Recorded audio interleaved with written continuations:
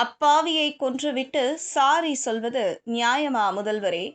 திமுக ஆட்சியில் காவல் மரணங்கள் பட்டியலை வெளியிட்ட பாஜக. வணக்கம் செய்தி புனல் நேயர்களே.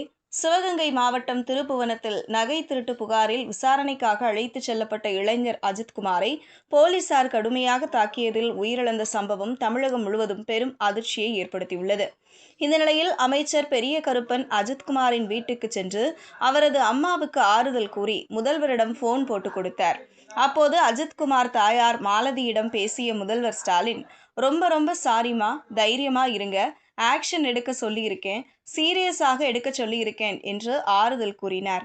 இந்த நிலையில் மு.க.ஸ்டாலின் ஆட்சியில் காவல் நிலையங்களிலும் காவல்துறை பாதுகாப்பில் இருந்தபோது சந்தேகத்திற்குரிய வகையிலும் இறந்தவர்களின் பட்டியலை நயினார் நாகேந்திரன் வெளியிட்டுள்ளார்.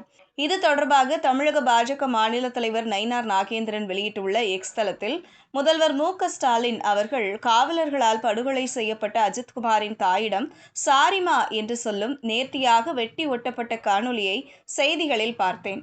ஒரு அப்பாவி இளைஞனை துள்ள துடிக்க கொன்றுவிட்டு ஒரே வரியில் சாரி என்று சொல்வது எந்த வகையில் நியாயமாகும்? இதுபோன்ற மரணங்கள் நிகழாமல் தடுப்பதுதானே காவல்துறையை தன் நேரடி கட்டுப்பாட்டில் வைத்திருக்கும் ஒரு முதல்வரின் கடமை. சரி, ஒருவேளை மனம் உவந்துதான் முதல்வர் மன்னிப்பு கேட்கிறார் என்றால், இதோ